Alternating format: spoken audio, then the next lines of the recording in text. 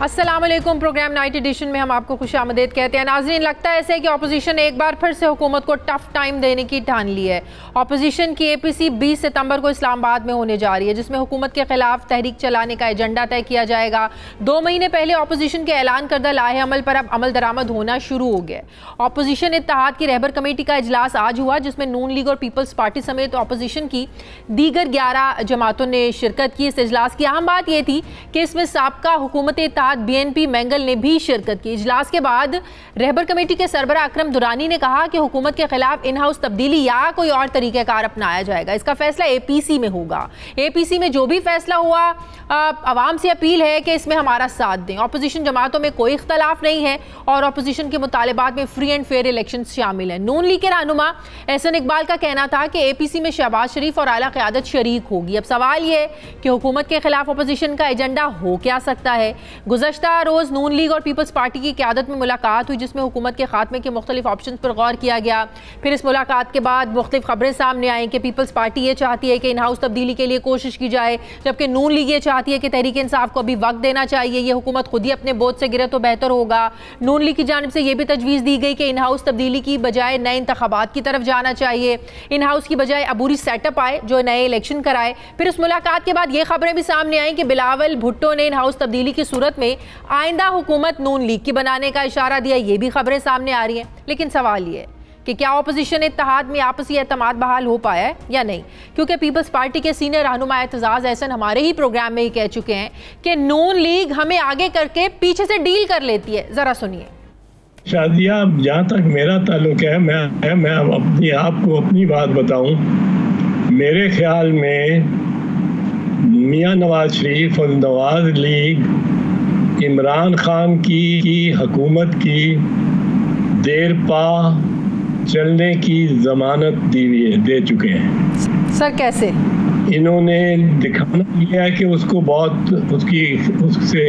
उसकी मुखालफत कर रहे हैं, बड़ी बड़ी बातें करेंगे, लेकिन जहाँ वोट का मामला आएगा वहाँ इनके बड़े लीडर भी गुरेज करेंगे और पीछे रहेंगे। ये हमें आगे लगा चला के और खुद पीछे से डील अपनी मुकम्मल करना चाहते हैं। अब देखना यह है कि APC में दोनों जमातें और दीगर जो छोटी जमातें अपोजिशन की वो क्या करने जा रही हैं। 20 सितंबर को होगा क्या, कैसे हुकूमत का खात्मा करेंगे ये लोग, क्या तरीक़ाकार अपनाएंगे। मुझे ज्वाइन किया है साबिक़ वज़ीर-ए-आज़म पाकिस्तान, सीनियर नायब सदर मुस्लिम लीग नून शाहिद खाकान अब्बासी साहब ने। अस्सलाम वालेकुम, बहुत बहुत शुक्रिया शाहिद खाकान अब्बासी साहब आपका। बिलाखिर शाहिद खाकान अब्बासी साहब, 20 सितंबर को APC होने जा रही है। आज इस पर हुकूमत के बड़े लोग TV पे आके कह रहे हैं कि ऑपोजिशन में कोई दमखम नहीं है, 20 सितंबर को APC हो जाएगी, निकलेगा कुछ नहीं। आज मैं एक ट्वीट भी पढ़ रही थी जुल्फी बुखारी साहब की, वो कह रहे थे कि ऑल पार्टीज की करप्शन यूनियन है, ये अपनी करप्शन को बचाने के लिए इकट्ठा हो रहे हैं। NRO चाहते हैं, मिलेगा कुछ नहीं आप लोगों को।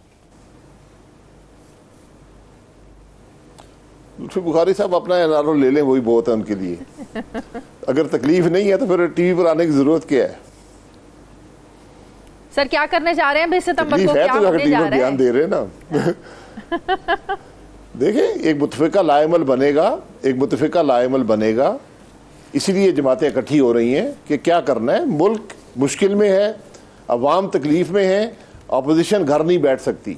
यकीनन हमारे तरीका लाएमल जो है उस पर इख्तलाफ हो सकता है, लेकिन जब एक मुतफ़िका बात तय हो जाएगी फिर उसी पर चला जाएगा। यही हकीकत है आज की सियासत की कि ये मुल्क के लिए सियासत है, कोई ज़ाती कोशिश के लिए नहीं है, ये इक़्तिदार के लिए नहीं है। आज हर शख्स इस बात का एतराफ़ करता है कि मुल्क की मईशत तबाह हो चुकी है, महंगाई बेपनाह है, मुल्क के अंदर बेरोज़गारी में इजाफा होता जा रहा है, कोई उम्मीद की किरण नहीं रही। तो अगर अपोजिशन भी काम ना करे, हुकूमत तो काम नहीं कर रही, हुकूमत तो नाकाम हो चुकी है, अब अपोजिशन ने कुछ करना है कि मुल्क के मसाइल का हल करे, और हम पूरी इंशाल्लाह अपनी कोशिश करेंगे। तो मुल्क के जो मसाइल हैं इनका हल ये है कि इस हुकूमत को 5 साल पूरे करने दिए जाएं।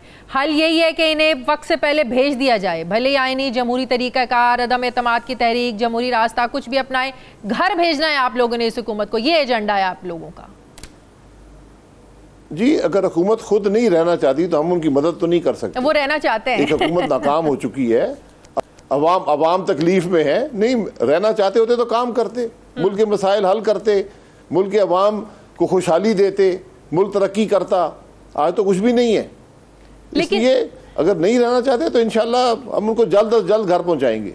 लेकिन आप देखें ना, कल शहबाज शरीफ साहब जब कराची गए, उन्होंने सब कुछ विफाक पे डाल दिया। विफ कर देता तो हालात ना होते। सिंध हुकूमत की अपनी भी तो कोई जिम्मेदारी है ना। वहाँ के अवाम ने पीपल्स पार्टी को वोट दिया है ना। सिंध की पीपल्स पार्टी की हुकूमत है सिंध में। तो बड़ी हैरानगी हुई ये देखकर कि विफाक पर तो शहबाज शरीफ साहब तनकीद करते रहे, लेकिन जो 10 सालों से उस सूबे का करता धरता है, उनके खिलाफ एक बात भी नहीं की। जी, जहाँ वो गए थे कराची में, पीटीआई के लोग इलेक्ट हुए हैं। वो कैसे हुए हैं ये सारा कराची जानता है, लेकिन इलेक्ट हो गए, मेंबर हैं, काम करें, अवाम को ये मसाइल दूर करें। सदर भी कराची के हैं। वज़ीर आज़म साहब को तौफीक नहीं हुई अभी तक कराची जाने की, उम्मीद है कि चले जाएंगे। तो मसाइल हल करें, सियासत ना खेलें, मसाइल को हल करें। लेकिन अगर वो कुछ मसाइल हल करने की बात करते हैं, फिर 18वीं तक और कहा जाता है जी हमारे आईनी इख्तियार, किसी को इसमें दखल अंदाजी करने की इजाज़त नहीं देंगे। आप देखें ना, विफाक ने एनडीएमए को भेजा ना, विफाक ही अब इनिशिएटिव ले रहा है, विफाक ही इस मामले को ज़्यादा आगे लेकर चल रहा है ना। सफाई सुथराई, नालों की सफाई, तजावुज़ात का खात्मा, विफाक तो काम कर रहा है सर। काम कर रहा है तो बहुत अच्छी बात है, लेकिन लोग कैसे तकलीफ में हैं। आप कराची को छोड़े, इस्लामाबाद की हालत देख लें। इस्लामाबाद की हालत देख लें, 2 साल पहले क्या थी और आज क्या है। दारुल हुकूमत की हालत देख लें। कराची तो बाद में ठीक होगा ना। ये एक शो पीस है, ये सिर्फ ट्वीट करने के लिए जी एनडीएमए चली गई, फलाना चला गया। कराची के अवाम तो मुश्किल में है। आप डिफेंस अथॉरिटी की हालत देख लें, लोगों पर FIR दर्ज हो रही हैं। ये कोई तरीका तो नहीं है ना। अवाम के मसाइल हल करें, ट्वीट ना करें, बातें ना करें, तकरीरें ना करें, सियासत ना खेलें, अवाम की तकलीफ दूर करें। शाहिद खान अब्बासी साहब, नए इंतखाबात आप लोग जो बात करें, क्या 2018 की तर्ज पे होंगे, उसी तरीक़ेकार के मुताबिक होंगे? उस पर तो बड़े सवालात उठे, फिर वो ये एतराज़ होंगे कैसे हो जाए नए इंतखाबात जब इंतखाबी इस्लाहात नहीं है, कोई सिस्टम चेंज नहीं हुआ है, कैसे हो नए इंतखाबात? इस्लाहात की कोई ज़रूरत नहीं है। फिर अगर हम मुल्क को फ्री एंड फेयर इलेक्शन नहीं दे पाएंगे, मुल्क नहीं चलेगा। ये बड़ी सीधी सी बात है। हम नहीं दे पाए, आज तक नहीं दे पाए। अब सबक हासिल कर लें और मुल्क को फ्री एंड फेयर इलेक्शन दें, वहाँ से पाकिस्तान की तरक्की का सफ़र शुरू होगा। ये बात याद रखें। अगर ये बर्दाश्त नहीं कर सकते कि पाकिस्तान की अवाम की राय में मोहतरम नहीं है, तो बस फिर ठीक है, फिर जैसे चल रहा है ऐसे ही चलेगा। तो JUIF का जो जलसा होने जा रहा है 7 सितंबर मुशावर में, आप लोगों को बुलाया गया है? आप लोग शरीक होंगे उस जलसे में? मुझे नहीं है कि बुलाया गया है। अगर बुलाया गया तो ज़रूर शरीक होंगे, लेकिन जलसा JUI का है। अभी APC का प्लेटफॉर्म बनेगा, वहाँ से जो मुतफ़िका लाएमल होगा उसी पर आगे चला जाएगा। तो उस वक्त तक जमातें अपना जो भी उनका सियासत है, जो भी तरीका है वो कर रही हैं। सही। शाहिद खान अब्बासी साहब, जो नवाज शरीफ साहब को कहा है कि 10 दिन के अंदर आएँ और सरेंडर करें आके, तो वो कोई प्लान है इस बारे में? क्या आप लोगों का लाहे अमल है? पार्टी क्या सोच रही है? नवाज शरीफ साहब क्या सोच रहे हैं? क्या उन्हें मशवरे दिए जा रहे हैं? क्योंकि ये हुकूमत तो बस तय किए बैठी है कि रिपोर्ट्स भी गलत थी, फ्रॉड था, झूठ बोल कर गए, सब कुछ मैनिपुलेट किया गया। इनडायरेक्टली तो सवाल तो खैर अपने ऊपर ही उठा रहे हैं, क्योंकि इन्होंने मेडिकल बोर्ड बनाए, सब कुछ ये किया। विफाक का अपना मौक़िफ़ है, पंजाब का अपना मौक़िफ़ है, लेकिन जब अदालत की तरफ से हुक्म आया, मेरा सवाल ये है कि आ रहे हैं नवाज शरीफ साहब? देखें, जो ये हुकूमत है, इससे झूठी हुकूमत पाकिस्तान की तारीख में नहीं आई। वज़ीर-ए-आज़म झूठ बोलता है, वज़ीर झूठ बोलते हैं, स्पोक्समैन झूठ बोलते हैं, बातों को आगे पीछे मरोड़ के बयान करते हैं। हुकूमतों का काम होता है सच बयान करना, हकीकत बयान करना। जब हुकूमत खुद झूठ बोलना शुरू कर दे तो मुल्क में क्या बचेगा। नवाज शरीफ साहब यहाँ से इलाज कराने के लिए गए थे, 4 रिपोर्टें हुकूमत ने मुरतब की, उसके बाद इजाज़त दी और वो इलाज करवा के आएंगे। अगर इलाज नामुकम्मल छोड़ के आप उनको बुलवाना चाहते हैं तो फिर ये कह दें कि उनकी सेहत की जिम्मेदारी, उनकी जान की जिम्मेदारी हम उठाते हैं। पंजाब हुकूमत कह दे, वफाकी हुकूमत कह दे, वरना मेरा मशवरा उनको यही होगा कि अपना इलाज करवा के तो आप कह रहे हैं कि हुकूमत अगर जिम्मे दे, पंजाब हुकूमत ले, विफाक ले कि मियाँ नवाज शरीफ साहब वापस आए, हम जिम्मेदारी लेते हैं इनकी सेहत की, तो नवाज शरीफ साहब आने के लिए तैयार हैं?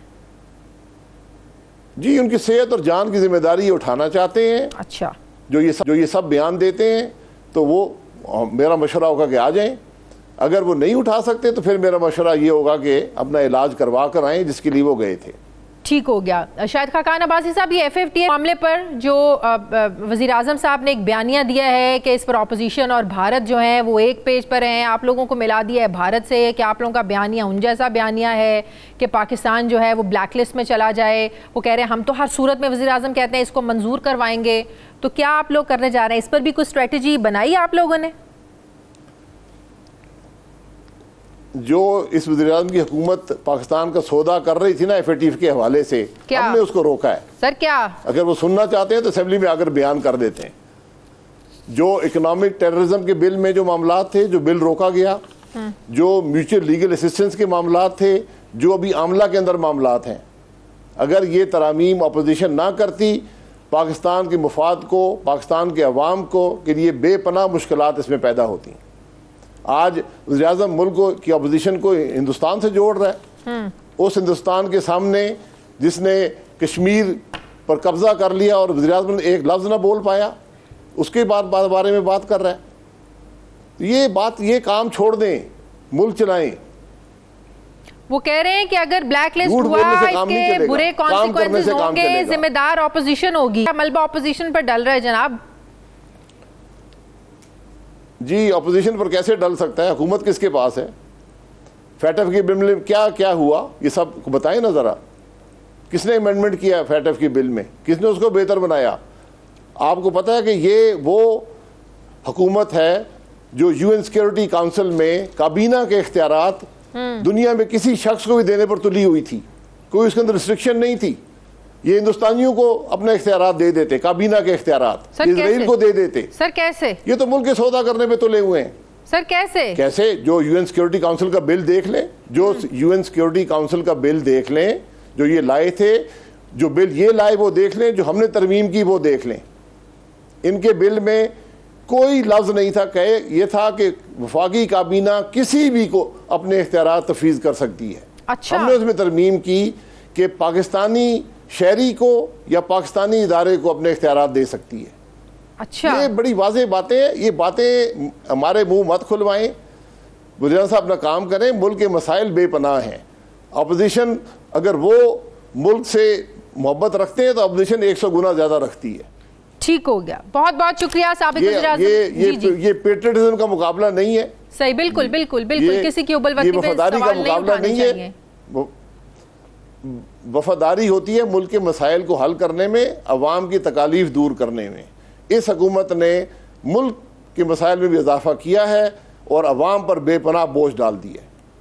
ठीक, बहुत बहुत शुक्रिया साबिक वज़ीर-ए-आज़म पाकिस्तान शाहिद खाकान अब्बासी साहब मेरे साथ थे। नाज़रीन, मुझे प्रोग्राम में एक ब्रेक लेनी है, वापस आते हैं एक वक्फे के बाद।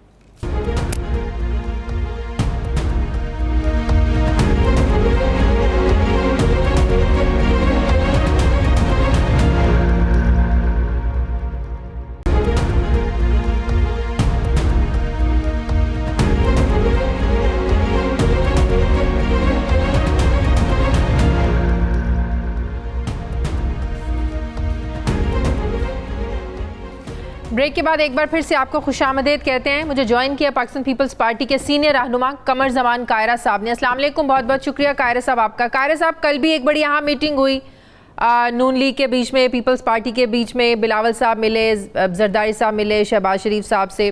क्या ऑप्शन इस मुलाकात में ज़ेरे गौर आए? बज़ाहिर तो शहबाज शरीफ साहब गए थे कराची की सूरत हाल पर बात करने के लिए, लेकिन उन्होंने खैर वफाक पर वहाँ जाकर काफ़ी ज़्यादा तनकीद की। ये सब चीज़ें एक तरफ, लेकिन मौजूदा हुकूमत की कारकर्दगी को लेकर कल भी बातें हुई, आज भी बातें हुई कारा साहब। लेकिन जो सोर्सेज बताते हैं वो ये बताते हैं कि नून लीग चाहती है कि इन हाउस, पीपल्स पार्टी ये चाहती है कि इन हाउस तब्दीली लाई जाए, लेकिन शहबाज शरीफ साहब ये चाहते हैं, नून लीग ये चाहती है कि इस हुकूमत को मौका दिया जाए, इस हुकूमत को काम करने दिया जाए, क्योंकि जो हुकूमत है अपनी गलतियों से, अपने बोझ से खुद ही गिर जाएगी ताकि इसे सियासी शहीद होने का मौका ना मिले। तो क्या फैसला हुआ है? क्या आप लोग करने जा रहे हैं? 20 सितंबर को APC भी होने जा रही है। एक तो जरा बता दीजिए मुस्लिम लीग का कौन सा शख्स कैसा कहता है, कौन सा मेंबर कहता है, क्योंकि मेरे में तो नहीं है सर। कल शहबाज शरीफ साहब ने कहा है कि इस हुकूमत को काम करने का मौका दिया जाए। शाहिद खाकान अब्बासी साहब ये बात कर चुके हैं, मुद्दत पूरी करनी चाहिए हुकूमत को। बहुत से लीडरान ये बात कर चुके हैं नून लीग के। वो बहुत पहले की बात है। लेटेस्ट पोजीशन उनकी यही कल की बात है सर कि इलेक्शन होने चाहिए, ये नई हुकूमत फेल हो गई, तो इस पर सबका कंसेंसस है, इसमें कोई कंफ्यूजन नहीं है। दूसरी बात कि वहां पे जो बातें हुई उसका एलामिया भी जारी हो गया और उसके ऊपर बाकायदा प्रेस टॉक में वजाहत कर दी गई। जो हमारे मेंबर्स उस मीटिंग के अंदर मौजूद थे उन्होंने बड़ी डिटेल से वो मीडिया को ब्रीफ कर दिया था। अब और कोई बात अगर आपके उसके अलावा हो तो जरूर करें। सर यही तो मैं पूछना चाह रही हूँ कायरा साहब, आप लोग हुकूमत को गिराने के लिए क्या सिर्फ इन हाउस तब्दीली चाहते हैं? क्योंकि ऑपोजिशन में जब मौलाना साहब जो है ये बात करते थे कि इस हुकूमत को घर जाना चाहिए, नए इंतखाबात की बात करते थे, घर भेजने की बात करते थे, वो नाराज ही आप लोगों से इसलिए हुए थे कि आपने उन लोगों का साथ नहीं दिया था। आज आप लोग भी खुद वही बातें कर रहे हैं। मैं जो गुजारिश कर रहा हूं कि जहां तक इस मीटिंग का ताल्लुक था, उस मीटिंग के पार्टिसिपेंट्स ने, जिनमें मैं शामिल नहीं था, उन्होंने बैठ के बाकायदा प्रेस ब्रीफ करके जो उसके अंदरूनी बैरूनी स्टोरी थी, सवालात थे, उसका जवाब दे दिए। वो आप सुन लीजिए, उसमें वजाहत से मौजूद है। रही बात ये कि जी मौलाना हमसे नाराज थे और हमने उनका साथ क्यों नहीं दिया, इसका जवाब भी बेशुमार दफा, सैकड़ों दफा दे चुके हैं हम। और अगर आप फिर चाहते हैं मैं फिर दे देता हूँ कि मौलाना फजलुर रहमान साहब जब चले थे तो उन्होंने अपनी मुकम्मल तैयारी की थी मिलियन मार्च की, और 4-6 महीने तैयारी करके वो निकले थे। हमारी तैयारी नहीं थी, हमने कहा मौलाना तो हमें तैयारी करने दें, दूसरा थोड़ा वक्त चाहिए। दूसरा ये है कि हुकूमत को मौका दें कि ये अपनी सिमत दुरुस्त करे। तब हम हुकूमत गिराना नहीं चाहते थे, हुकूमत की किबला दुरुस्त करना चाहते थे। और तीसरी गुजारिश ये है कि उस मीटिंग के अंदर जो APC हुई थी उसमें पीपल्स पार्टी की क़यादत ने, बिलावल साहब ने बड़ा वाज़ेह मौक़िफ़ लिया था कि मौलाना आप कुछ रिलीजियस इशूज़ पे पॉलिटिक्स करना चाहते हैं, हमारा ये मौक़िफ़ नहीं है।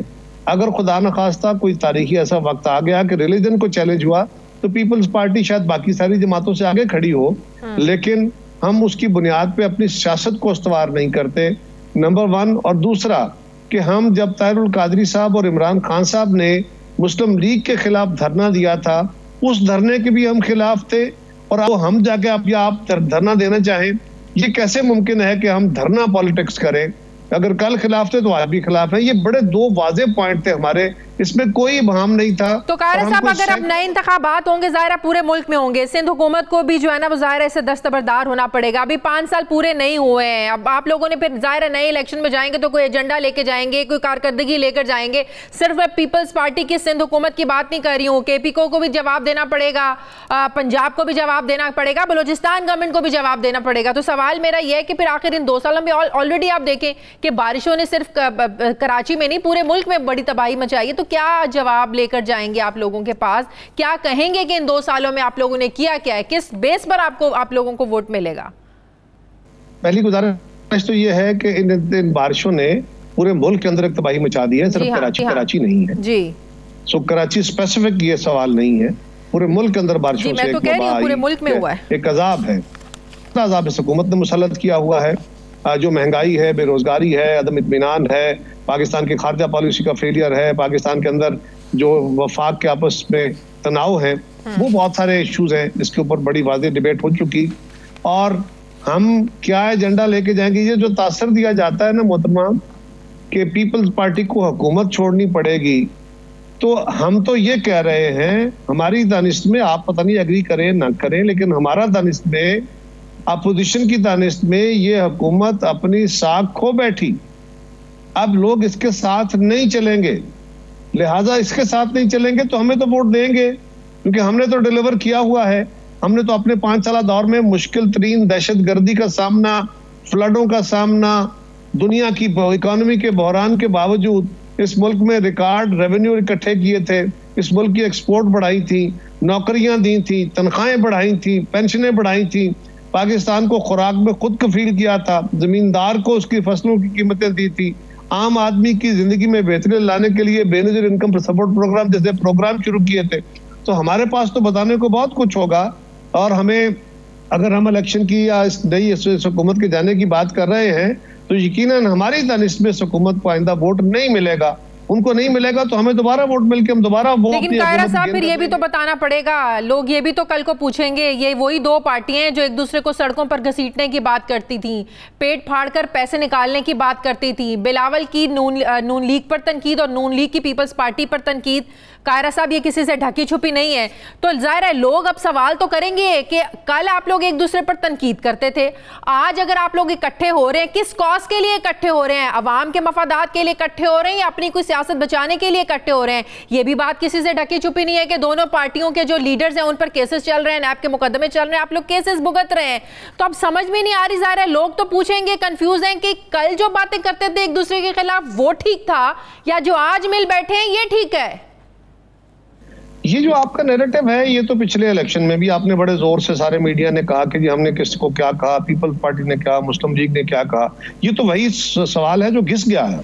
अब मेरे ख्याल में अब लोग भी इस पे ज्यादा इंटरेस्टेड नहीं है, शायद आपको सवालों में इंटरेस्ट होगा, अदरवाइज लोगों को इसमें अब इंटरेस्ट नहीं है, इसलिए कि ये लोग सुन के इस पे तंग आ गए। और हम प्रैक्टिकली नजर आ रहा है जो हो रहा है, तो मीडिया तो वही पूछेगा ना।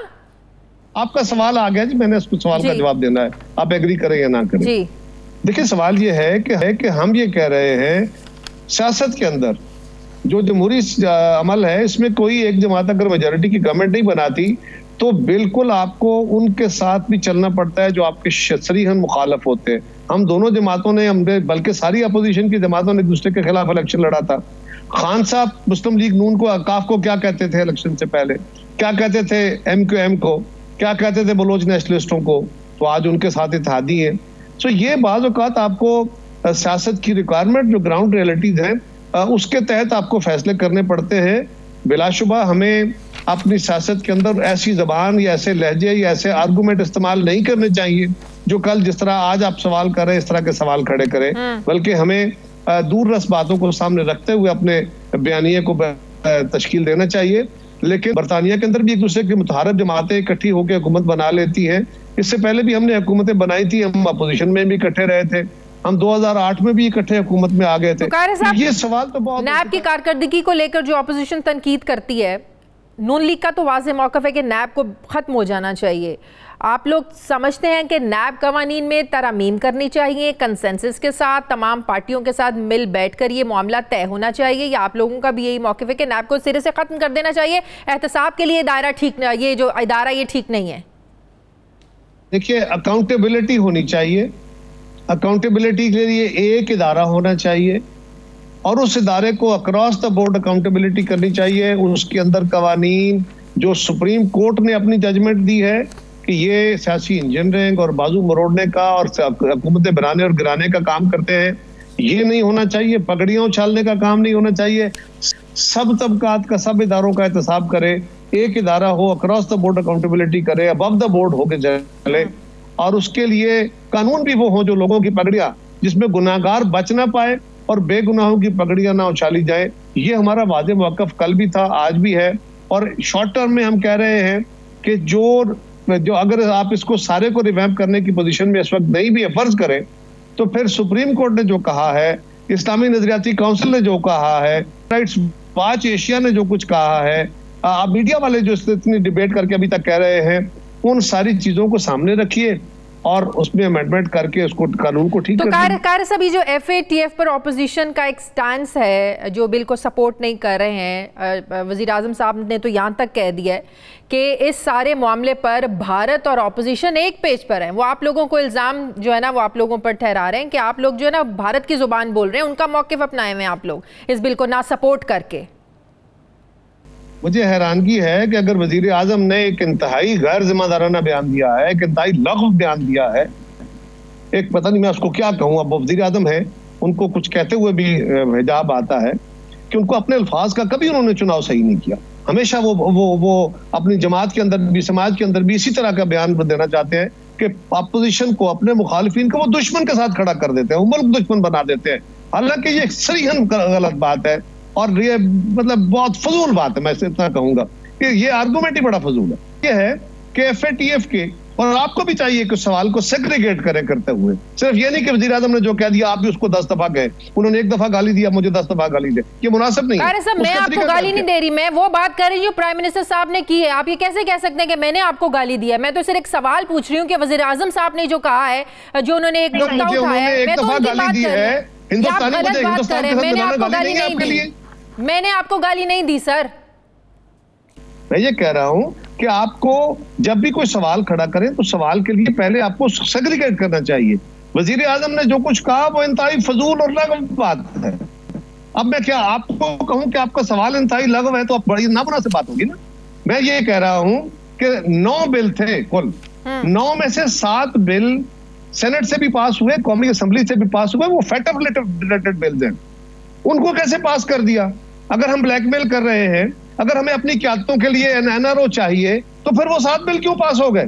फिर वो भी रुक जाते ना। ये क्या ये दुरुस्त नहीं है कि 7 बिल पास हुए? आपने उसका जिक्र किया है। इसी तरह जो बिल रुका है मनी लॉन्ड्रिंग का, उसमें जो वो इख्तियार चाहते हैं, हमने ये बिल ले करने से पहले कहा था कि जो फेटफ की रिक्वायरमेंट है वो हम पूरी करेंगे, लेकिन अगर फेटफ के आड़ में हुकूमत अपने इख्तियारात बढ़ाना चाहती है और एक सुपरा नैब लॉ बनाना चाहती है जिसके जरिए वो किसी को भी जब चाहे पकड़ के 120 या 150 दिन के लिए अरेस्ट कर ले, ऐसे कवानीन हम नहीं बनाने देंगे। जो नैब की रिक्वायरमेंट, जो फेटफ की रिक्वायरमेंट नहीं है, बल्कि हुकूमत अपने मुखालफिन के बाजू मरोड़ने के लिए इस्तेमाल कर रही है। और आपका शायद इतना एक्सपीरियंस ना होगा, खान साहब का ना होगा, हमें पता है कि इस मुल्क में ATA के कवानीन, फाइनेंशियल क्राइम के कवानीन या दीगर इश्यूज के ऊपर जो खास कानून बनाए गए, वो कानून बनाते हुए तो शायद उसकी रूह अच्छी थी, लेकिन अल्टीमेटली इसका मतलब ये हुआ आप लोग इस बिल को सपोर्ट कर जा रहे हैं। वज़ीर आज़म ने कहा है कि हम हर हाल में ये बिल पार्लियामेंट से मंजूर करवाएंगे। बहुत बहुत शुक्रिया। पाकिस्तान पीपल्स पार्टी के सीनियर रहनुमा कमर जमान कायरा साहब मेरे साथ थे। नाज़रीन, मुझे प्रोग्राम में एक ब्रेक लेनी, वापस आते हैं छोटे से वक्फे के बाद।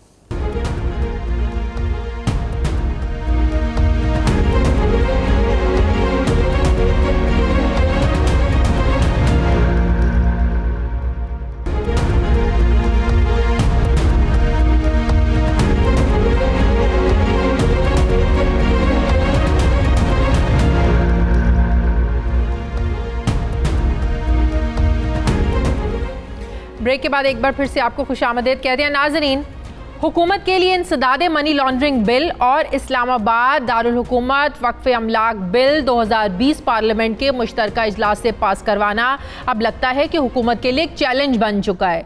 मनी लॉन्ड्रिंग बिल को मंजूर करवाने के लिए वज़ीर आज़म इमरान खान कौम के सामने अपोजिशन के खिलाफ एक नया बयानिया अब तश्कील दे रहे हैं। गुज़श्ता रोज़ हुकूमती और पार्टी तर्जुमानों के इजलास से खिताब में वज़ीर आज़म इमरान खान ने यह वाज़े अल्फाजों में कहा कि FATF के मामले पर अपोजिशन और भारत एक पेज पर हैं। अपोजिशन ने कानून साजी रोककर ज़ाती मफादात को कौमी मफाद पर तरजीह दी है। हुकूमत एहतसाब के मंशूर पर समझौता नहीं करेगी। FATF कवानीन हर सूरत हम पार्लियामेंट से पास करवाएंगे। इमरान खान इससे पहले भी अपोजिशन के मफादात के बारे में खुलकर जो है ना वो कौम से कई बार इस हवाले से बात कर चुके हैं। अब जब वज़ीर आज़म अपोजिशन के मफादात को भारत के मफादात के साथ जोड़ेंगे तो फिर कायदे हिज़्ब इख्तिलाफ शहबाज शरीफ भी हिसाब बराबर करने में ज़ाहिर है फिर कोई कमी नहीं छोड़ेंगे। शहबाज शरीफ साहब का भी ज़रा इस पर जवाब सुन लीजिए, वो इस पर क्या कहते हैं। जो वज़ीर-ए-आज़म इमरान खान नियाज़ी कह रहे हैं, ऑपोजिशन जो है वो फैटफ के ऊपर जो हिंदुस्तान की जो है आवाज़ जो है वो मिला रही, उसके साथ अंदाजा करे जरा ये कौन शख्स कह रहा है जिसने कहा था कि मैं मोदी को फ़ोन कर रहा हूँ, मेरी फ़ोन कॉल नहीं उठा रहा। वो शख्स कह रहा है जिसने ये कहा था कि मोदी अगर इलेक्शन जीतेगा तो कश्मीर का मसला हल होगा। ये कौन शख्स ये बात कर रहा है जिसका नाम इमरान खान नियाज़ी है कि जब ये अमेरिका से लौटे तो कहा था कि मैं वर्ल्ड कप जीत के आ रहा हूँ। ऑपोजिशन जमातें अब सवाल ये है कि ये भी हुकूमत से क्या चाहती हैं। वज़ीर आज़म कौम को ये भी बता चुके हैं अगर मनी लॉन्ड्रिंग बिल पास ना होने की वजह से पाकिस्तान ब्लैक लिस्ट हुआ तो इसके मुल्क पर क्या असरात होंगे, ये भी इमरान खान साहब बता चुके हैं। अब ये तो हम सब जानते हैं कि कौमी असम्बली से मंजूर होने वाले मनी लॉन्ड्रिंग बिल को ऐवान बाला में अपोजिशन ने मुस्तरद कर दिया था। अपोजिशन की जानिब से शेरी रहमान ने कहा था कि सेनेट में बिल्स की मुखालिफत की गई क्योंकि इनमें वारंट के बगैर गिरफ्तारी का इख्तियार पुलिस और तफ्तीशकारों को दिया गया है। इसका FATF ने यह मुतालबा नहीं किया, ना ही किसी सूरत इसका दिफा किया जा सकता है। फिर हमने शेरी रहमान साहिबा का यही एतराज़ हमने अपने प्रोग्राम में विफाकी वज़ीर कानून फ़रूग नसीम साहब के सामने रखा तो कुछ उन्होंने ऐसे जवाब दिया। जो पाकिस्तान के कवानीन है, CRPC है। CRPC एक बुनियादी क्रिमिनल लॉ का, क्रिमिनल प्रोसीजर का कानून है। उसके अंदर ये मौजूद है कि बाज़ ऑफेंसेस ऐसे हैं जिनको विदाउट वारंट अरेस्ट पुलिस कर सकती है। हमारे अपोजिशन के भाई बहन थोड़ी सी स्टडी कर लें, मुझसे ही पूछ लें, मेरा तो बड़ा अच्छा ताल्लुक़ है उनसे। अब ज़मीनी हक़ाइक़ की बताते हैं कि मुस्लिम लीग नून के साबका दौरे हुकूमत में पाकिस्तान में FATF की ग्रे लिस्ट में पाकिस्तान शामिल हुआ था। हमाद अजहर के मुताबिक पाकिस्तान को सख्त तरीन शराइत पर मबनी 27 नुकाती एक्शन प्लान दिया गया, लेकिन आज हम 27 में से 14 शराइत पूरी कर चुके हैं, जबकि बाकी 13 नुकात पर इस साल ज्वाइंट ग्रुप का एक्शन प्लान जो है वो मुकम्मल कर लेंगे। आज वज़ीर आज़म की जानिब से तहरीक इंसाफ और इत्तेहादी जमातों के सैनेटर्स को FATF समेत अहम कानून साजी पर मुशावरत के लिए इजलास के लिए तलब भी किया गया था, जिसमें बिल पास करवाने के लिए उन्होंने कहा कि हतमी लाहे अमल तय किया जाएगा। FATF कवानीन की मंजूरी के हवाले से हुकूमत या अपोजिशन जमातों की हुब्बुल वतनी पर सवाल उठाने की बजाय अगर पाकिस्तान के सिर्फ सियासी कल्चर को ही हम देखें तो ये मालूम होता है कि हर दौर में सियासी रहनुमाओं ने अपने मुखालिफिन को सिक्योरिटी रिस्क करार दिया है। गुज़श्ता दौरे हुकूमत में बिलावल भुट्टो जरदारी ने नवाज शरीफ को मोदी का यार करार दिया। आज दोनों अपोजिशन जमातें हुकूमत को हिंदुस्तान का दोस्त समझती हैं, जबकि वज़ीर आज़म को मुस्लिम लीग नून और पीपल्स पार्टी के मफाद और भारत के मफादात में कोई आज फर्क की नजर नहीं आ रहा है। आज ऑपोजिशन का बयानिया यह है कि इमरान खान और पाकिस्तान इकट्ठे नहीं चल सकते हैं, जबकि वज़ीर आज़म को यह लगता है कि ये ऑपोजिशन और पाकिस्तान इकट्ठे नहीं चल सकते हैं। सवाल यह है कि आखिर सियासी इख्तलाफात को मुल्क दुश्मनी क्यों समझा जाता है। मैं बात करूंगी, मुझे ज्वाइन किया है सीनियर सहाफ़ी तज्ज़ियाकार सलीम साफ़ी साहब ने। अस्सलाम वालेकुम, बहुत बहुत शुक्रिया साफ़ी साहब आपका। साफ़ी साहब, इसमें तो कोई शक नहीं है कि FATF की ब्लैक लिस्ट में जाने से बड़े मनफियत असरात होंगे, बड़े इसके जो है ना वो गहरे कॉन्सिक्वेंसेस होंगे। यकीनन हमें ग्रे लिस्ट से निकलना है, ग्रे से ब्लैक में नहीं जाना है, लेकिन इस मामले पर वज़ीर आज़म का ये मौक़िफ़, ये बयानिया कि अपोजिशन का बयानिया भारत के बयानिए से मिलता है, ये बिल्कुल वही कर रहे हैं जो भारत चाहता है, क्या ये दुरुस्त है?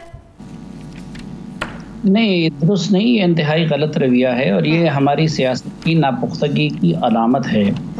माजी में यही काम मुस्लिम लीग नून ने किया था कि बेनज़ीर भुट्टो साहिबा को सिक्योरिटी रिस्क वो कहती रही और उसके गलत नताइज मुल्क ने भी भुगत लिए और उन्होंने भी, और वक्त ने साबित कर दिया कि बेनज़ीर भुट्टो साहिबा एक मुहब्ब वतन सियासतदान थी। फिर यही कार्ड मुस्लिम लीग नून के ख़िलाफ़ इस्तेमाल किया गया और मुझे तो आज भी यकीन है कि मुस्लिम लीग नून की क़यादत में 1000 खामियां हो सकती हैं, लेकिन मैं तसव्वुर भी नहीं कर सकता कि कोई पाकिस्तानी वो गैर मुहब्ब वतन या सिक्योरिटी रिस्क हो सकता है। इसी तरह मैं इमरान खान साहब से 1000 इख्तलाफात हैं और इख्तलाफ करता हूँ, लेकिन मैं उनको भी मुहब्ब वतन समझता हूँ। मेरे ख़्याल में इस मुल्क के सारे सियासतदान हो या सहाफ़ी हों या इस मुल्क में यानी रहने वाला कौन सा यानी ऐसा शख्स होगा कि जो धरती माँ के साथ दानिस्ता बेवफाई का मुर्तकिब होगा, वो तो अपने पाँव पे कुल्हाड़ा मारने वाला मामला है। लेकिन ये जो लहजा है इसमें देखें, माजी में हमेशा ये चीज़ सिर्फ अपोजिशन की तरफ से होती रही। मसलन मुस्लिम लीग नून अपोजिशन में होती थी तो वो बेनज़ीर भुट्टो को सिक्योरिटी रिस्क कहती थी। इस तरह ये जब नून लीग हुकूमत में थी तो बिलावल साहब ने उनको मोदी का यार कहा था। और ये पहली मर्तबा हमें देखने को मिल रहा है कि इस तरह के बेहुदा और बेसरोपा इल्ज़ामात वो हुकूमत और हुकूमत में भी वज़ीर आज़म की सतह से सामने आ रहे हैं। और फिर माजी में ये होता था कि अपोजिशन माहौल को पोलराइज करती थी, लेकिन हुकूमत कानून साजी के लिए और मुल्क चलाने के लिए अपोजिशन को राज़ी रखती थी, बहलाती थी। यहाँ हुकूमत उनको इश्तियाद दिला रही है और एक हकीकत हमारे लोग नज़रअंदाज, इसके बावजूद भी मैं समझता हूँ कि पाकिस्तान ब्लैक लिस्ट में नहीं जाएगा। एक तो उसकी वजह यह है कि अमेरिकन इसको एक ब्लैकमेलिंग के टूल के तौर पर इस्तेमाल कर रहे हैं और हमें चीन और इस तरह के दोस्तों ने ब्लैक लिस्ट में जाने से बचाया है और आगे भी बचा लेगा। और तीसरी, मुझे यकीन है कि चूँकि ये कानून साजी FATF के हवाले से अब हुकूमत नहीं सिर्फ बल्कि मुल्क के मुक़्तदिर हल्के करना चाहते हैं, तो इसलिए इसका कोई ना कोई रास्ता निकल जाएगा। लेकिन एक इम्पॉर्टेंट सवाल जिस पे कोई गौर नहीं कर रहा कि ये मुल्क ग्रे लिस्ट में गया क्यों है। मेरे ख्याल में इस मुल्क सिर्फ मनी लॉन्ड्रिंग या और भी वजूहात थी इसकी, ये भी सवाल उठाया। बिल्कुल सही। मगरिब का कंसर्न जो है वो मनी लॉन्ड्रिंग नहीं है, वो पाकिस्तान के अंदर जो मजहबी इंतहा पसंदी से रिलेटेड चीज़ें थी। अब हम माने या ना माने, लेकिन पाकिस्तान के अंदर मजहबी इंतहा पसंदी को फ़रोग़ देने में ना पीपल्स पार्टी का कोई किरदार है, ना उसमें ANP का कोई किरदार है, ना मुस्लिम लीग नून का कोई किरदार है। माजी में जब भी सिविलियन हुकूमतों ने इस तरह करने की कोशिश की है तो ख़ुद सबसे ज़्यादा इमरान खान साहब उन पे पता नहीं क्या क्या इल्ज़ामात लगाते थे। लेकिन साफ़ी साहब, ऑपोजिशन की इस डील में कितनी जान है कि FATF से रिलेटेड जितने कवानीन थे उनको हमने एक्सेप्ट किया। इवन कि आप भी जानते हैं शाह महमूद कुरैशी साहब ने ऑपोजिशन को ख़त लिखा, उनका शुक्रिया अदा किया, तो वो कहते हैं कि ये तो सिर्फ ऑपोजिशन को फंसाने के लिए किया जा रहा है, ऑपोजिशन पर प्रेशर डालने के लिए किया जा रहा है। कि इस दलील में कितनी जान है कि सारे कवानीन तो हम लोगों ने पास कर दिए, तो आप जानबूझकर हमें तंग करने के लिए कर रहे हैं? देखिए, एक तो ये है कि आप ट्रैक रिकॉर्ड को देख के अपनी राय कायम करते हैं, तो ट्रैक रिकॉर्ड तो यही बता रहा है कि अभी तक नैब को सिर्फ और सिर्फ अपोजिशन को दबाने और ब्लैकमेल करने के लिए इस्तेमाल किया गया। अब नैब को और इस तरह के इदारों को, मीडिया को भी ब्लैकमेल करने के लिए इस्तेमाल किया जा रहा है। दूसरा, इमरान खान साहब मसलन आज अल जज़ीरा के साथ इंटरव्यू में उन्होंने जो दावा किया, यानी जिसको सफ़ेद गलत बयानी कि जी मीडिया पे कोई सेंसर नहीं है और बरतानिया से ज़्यादा यहाँ पे आज़ादी है। फिर इस हुकूमत ने इस मामले में चोरी छुपे, अगर दाल में कोई काला नहीं था तो चोरी छुपे ऑर्डिनेंसेस क्यों पास करवाए कौम को बताए बगैर। तो यकीनन इस हुकूमत का ट्रेड रिकॉर्ड तो ये है कि ये जो भी कदम उठाती है तो उसमें ये अपने सियासी मुखालिफिन के लिए और मीडिया के लिए और दीगर नकादों के लिए कोई ना कोई फंदा उसमें ज़रूर रखने की कोशिश। तो कितना इम्कान है, आखिरी सवाल साफ़ी साहब, के मनी लॉन्ड्रिंग मुश्तरका पार्लियामेंट का इजलास जो बुलाना है उसमें अपोजिशन मान जाएगी, ये मंजूर हो जाएगा?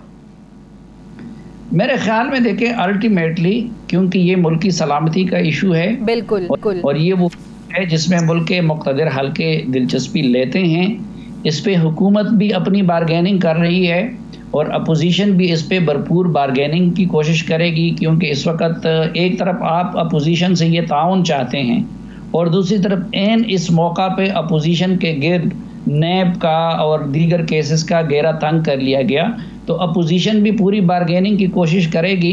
लेकिन चूंकि ये मुल्क की सलामती का इदारा है और मुक़्तदिर हल्कों की इसमें दिलचस्पी है और इस तरह के मामलात का फिर पाकिस्तान में कोई ना कोई हल ज़रूर निकल आता है, तो इसका भी हल निकल आता है। ठीक, बहुत बहुत शुक्रिया सहाफ़ी तज्ज़ियाकार सलीम साफ़ी साहब हमारे साथ हैं। मुझे प्रोग्राम में एक ब्रेक लेने नाज़रीन, वापस आते हैं वक्फे के बाद।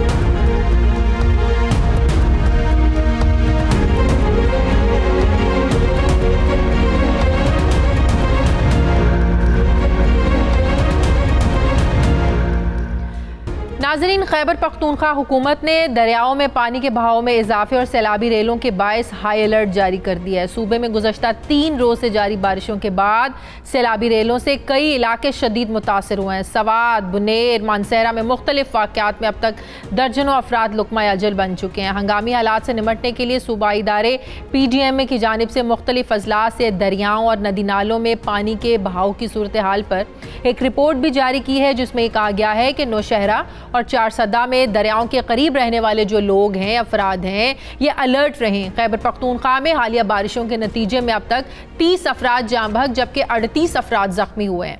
118 घरों को जुज़वी जबकि 15 से 20 घरों को मुकम्मल नुकसान भी पहुंचा है।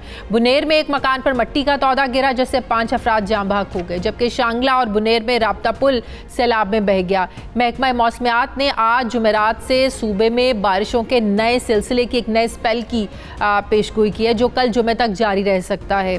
बारिशों के इस नए सिलसिले के पेश नज़र PDMA ने बालाई अजला में लैंड स्लाइडिंग के खदशे का भी इजहार किया है। मुल्क भर में होने वाली बारिशों और इससे पैदा शुदा सूरत हाल, खुसूसन कराची में अर्बन फ्लडिंग के हवाले से आर्मी चीफ ने यह वजह कहा कि हालिया कुदरती आफात ने पाकिस्तान के जो बड़े शहर हैं इनकी इंतज़ामिया को तरजीहात के तयन का एक मौका फराहम किया ताकि मुस्तकबिल में ऐसी आफात से बचा जा सके। कराची के बाद खैबर पख्तूनख्वा के मुतादिद इलाकों में हालिया बारिशों और सैलाबी रेलों से दर्जनों कीमती जानों के नुकसान के साथ कई राब्ता सड़कें, पुल और इंफ्रास्ट्रक्चर की शदीद तबाही हुई है। खुसूसन चित्राल, जहाँ 2015 के सैलाब की तबाहकारियों से अभी तक निमटने का जो अमल है वो मुकम्मल नहीं हुआ था कि अब दोबारा से वो सैलाब की जद में आ चुका है। कुदरती आफात, बारिशों और सैलाब की तबाहकारियों के बाद की सूरत हाल से निपटना यकीनन किसी चैलेंज से कम नहीं होता, लेकिन हमारे यहाँ शायद ये हुकूमतों का वतीरा है कि जब भी कोई मुसीबत सर पर पड़ती है तो एकदम से सब एक्टिव हो जाते हैं, एक शोर मच जाता है, लेकिन जैसे ही मुसीबत टलती है सारे दावे, सारे वादे, सब कुछ जो है ना वो भूल जाते हैं। जिस तरह कराची में बारिशों के बाद तबाही की वजह से शहबाज शरीफ ने वहाँ का दौरा करके कराची वालों की दिलजोई की और अब हफ्ते को वज़ीर आज़म इमरान खान साहब भी जो है ना वो कराची जा रहे हैं। इसी तरह कराची के लिए सबसे बड़े, जिस तरह कराची के लिए सब लोग इकट्ठे हुए हैं, सब लोग वहाँ जा रहे हैं, इसी तरह मुल्क के दीगर सूबों के लिए भी इन सबको इकट्ठा होने की ज़रूरत है। दूसरी तरफ हम आज तक बारिशों के नुकसानात से बचने का कोई मौसर निज़ाम नहीं बना सके, ना ही अब तक बारिश के पानी को महफूज करने का कोई निज़ाम बना सकें। दुनिया में बहुत से ममालिक ऐसे हैं जिनमें शदीद बारिशें होती हैं, सैलाब भी आते हैं, सैलाब का ख़तरा भी रहता है, लेकिन वहाँ पर इनसे के नुकसानात से बचने के लिए बाकायदा तौर पर इंतज़ामात किए जाते हैं और बहुत ज़्यादा जब अलर्ट सिचुएशन जब होती है तो उससे पहले ही लोगों को भी अलर्ट किया जाता है, हंगामी तौर पर इक़दामात भी किए जाते हैं। लेकिन हमारे यहाँ ये प्लानिंग की जो है ना वो कमी नज़र आती है। मैं इसी पर बात करूँगी। मुझे ज्वाइन किया है तर्जुमान KP के हुकूमत कामरान बंगे साहब ने। अस्सलाम वालेकुम, बहुत बहुत शुक्रिया कामरान साहब आपका। कामरान साहब, सबसे पहले तो ज़रा अगर आप डिटेल से बता दें कि KPK में तूफ़ानी बारिशों और सैलाबी रेले से किन इलाकों का ज़्यादा नुकसान हुआ है और स्पेशली फिर इमदादी कामों की क्या सिचुएशन है इस वक्त वहाँ पर? जी बिस्मिल्लाहिर्रहमानिर्रहीम, आपका शुक्रिया। बुनियादी तौर पर खैबर पख्तूनख्वा के जो बालाई अजला हैं, बिलखुसूस मलाकंड डिवीज़न के जो हमारे अपर डिस्ट्रिक्ट्स हैं जिसमें अपर चतराल, अपर सवात और फिर हज़ारा डिवीज़न में जैसे आपने अभी बात की अपर कोहिस्तान का इलाका जिसमें तोरगर स्पेशली वो बहुत ज़्यादा इफ़ेक्ट हो चुका है। अपर चतराल में जो फर्स्ट स्पेल रहा है बारिश का उसमें उधर बहुत नुकसान हुआ, एक राब्ता पुल भी टूट गया और उधर जो दरिया के किनारे पर जो मकानात थे वो भी जुज़वी तौर पर उनको बड़ा नुकसान पहुंचा, कुछ फोदगियाँ भी हुई।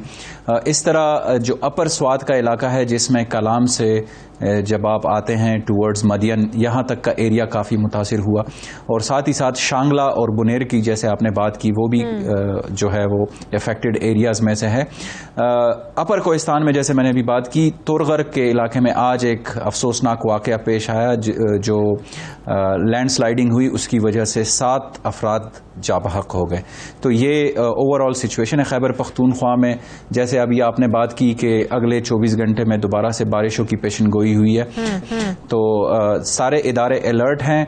हम जो अभी सैलाबी रेला है वो नौशहरा और चारसदा के मुकाम पर दरमियानी दर्जे का जो है वो रेला है और सारे इदारे अलर्ट हैं। उधर जो दरियाओं के किनारे पर लोग हैं उनको भी अलर्ट रखा गया है कि खुदा न खास्ता किसी नाखुशगवार। जिस तरह आप सिंध पर भी ज़ाहिर तनकीद हो रही है, इसमें तो कोई शक नहीं है, एक बड़ा चैलेंज होता है इस तरह कुदरती आफात से निपटना और बारिशों से जो तबाही होती है, लेकिन कम से कम कुछ ऐसे इकदाम किए जा सकते हैं ज़रूर जिनसे नुकसानात कम से कम हो, लोगों को कम से कम नुकसान पहुंचे। जिस तरह सिंध पर तनकीद हो रही है कि पिछले 10 सालों से पीपल्स पार्टी वहाँ बरसर इक़्तिदार है लेकिन कोई ऐसा सिस्टम नहीं बना सके कि हर साल बारिशों की वजह से लोगों को जो नुकसान हो रहे हैं कम से कम हो। तो ये सवालात आप लोगों पर भी उठ रहे हैं। जब महकमा मौसमियात अलर्ट जारी करता है, बारिश की पेशन गोइयाँ की जाती हैं, तो क्यों इस तरह के इकदाम नहीं किए जाते कि जो नुकसान आज हो रहे हैं इनसे बचा जा सके? जी थोड़ा सा अगर हम तकाबली जायज़ा लें, अगर कंपैरेटिव एनालिसिस करें तो कराची और पख्तूनख्वा की सिचुएशन डिफरेंट है। कराची में जो अर्बन हब्स हैं वहाँ पे सीवरेज का सिस्टम, ऑल्दो के अनप्रेसिडेंटेड बारिशें हुई लेकिन सीवरेज का सिस्टम जो है वो अर्बन एरियाज़ में मैनेज करना इज़ रिलेटिवली ईजी। हमारे हिली एरियाज़ हैं और वहाँ पे दरिया हैं, तो उनका लेवल जो है वो मेंटेन रखना वो किसी भी गवर्नमेंट के बस की बात नहीं है। हैं, ठीक है। हमारे एंड पे मैं अगर आपको थोड़ा सा हिस्टोरिकली बताऊं तो 2010 में जब फ्लड्स आए तो वहाँ पे दरियाओं के किनारे पे बहुत ज़्यादा आबादी थी, जिसकी वजह से इंतहाई नुकसान हुआ। ग्रेजुअली अभी भी ऑल्दो के आज जो वज़ीर आला साहब चूँकि उधर ही हैं, वो ख़ुद जो सैलाब ज़दा इलाके हैं उधर मौजूद हैं, आज वज़ीर आला साहब की तरफ से भी क्लियर इंस्ट्रक्शंस आई कि आइंदा के लिए किसी किस्म की तजावुज़ात की इजाज़त नहीं होगी।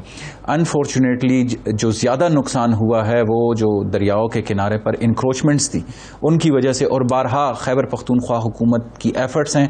मैं अभी भी ये समझता हूँ कि जो हमारी मैनेजमेंट है, हमारी जो अच्छी इन सारे हालात को कंट्रोल करने की एक जो है, उसकी वजह से भी अल्हम्दुलिल्लाह नुकसानात जो हुए वो तो बहुत अनफॉर्चुनेट है, से लोगों के घर बह जाते हैं, मवेशी बह जाता है, तो ऐसे लोगों को कहाँ जो है ना वो मुंतकिल किया जा रहा है, ऐसे लोगों को कैसे हेल्प कर रहे हैं आप लोग? और बाज़ लोग तो होते हैं उन्हें बड़ी फिक्र होती है, ज़ाहिर है पूरे साल की कमाई होती है, मेहनत होती है, जमा पूंजी होती है, वो नहीं छोड़ना चाहता अपना कोई भी माल मवेशी, तो ऐसे लोगों को कैसे आप लोग हेल्प कर रहे हैं? देखें जो इंक्रोचमेंट्स हुई हैं, जो तजावुज़ात हैं, उनके बारे में तो बड़ा कैटेगोरिक इंस्ट्रक्शंस हैं खैबर पख्तूनख्वा हुकूमत की कि ना उनको हम कंपनसेट करेंगे, ना हम उनको, ऑल्दो कि उनकी जो जानें हैं उनकी हिफाजत हमारी जिम्मेदारी है, हम वो करेंगे, ज़रूर करेंगे।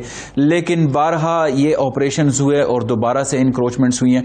मैं ये समझता हूँ कि जो 1-2% लोग हैं जो इस पूरे सिस्टम को यरगमाल बनाए हुए हैं, जिसमें पॉलिटिकल फिगर्स भी हैं, उनकी वजह से ये नुकसानात हुए हैं।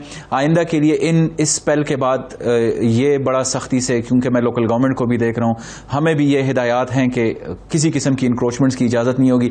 आप अगर स्टैटिस्टिक्स उठाएं, और मैं आपको दावत देता हूं कि जब ये वबा और जो तूफानी बारिश है और सैलाब है ये खत्म हो, तो मैं आपको बता दूंगा कि जो नुकसानात हुए हैं वो सारी की सारी जो है, ऐसे हालात में जो लोग अब बेघर हो गए उन्हें तो कहीं एडजस्ट करना है, वो ज़ाहिर है खुले आसमान तले और ऐसी बारिशों सैलाब में तो नहीं रह सकते ना।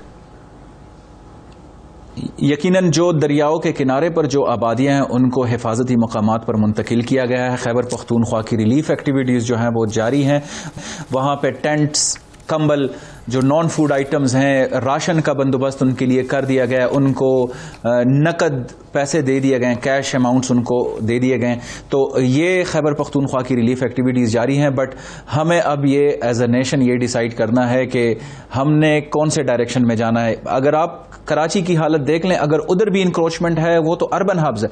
मैं आपको पेशावर की अगर बात बताऊं तो पेशावर में अल्हम्दुलिल्लाह हमने 7 साल में सारी की सारी इंक्रोचमेंट्स हमने खत्म कर दी, और उसकी वजह से पेशावर की अर्बन फ्लडिंग का इशू तकरीबन 90% हल हो गया। तो ये सिचुएशन जो है कराची के साथ कंपैरिजन नहीं हो सकता, यहाँ पे टोटली नेचुरल इशू। बहुत शुक्रिया। केपी के तर्जुमान हुकूमत कामरान बंगिश साहब हमारे साथ थे, बहुत शुक्रिया आपका। नाज़रीन, हमारे प्रोग्राम का वक्त खत्म हो गया। प्रोग्राम के लिए आप हमें फीडबैक ज़रूर दीजिएगा। अपना ख्याल रखिएगा। मुझे इजाज़त दीजिए। अल्लाह हाफ़िज़।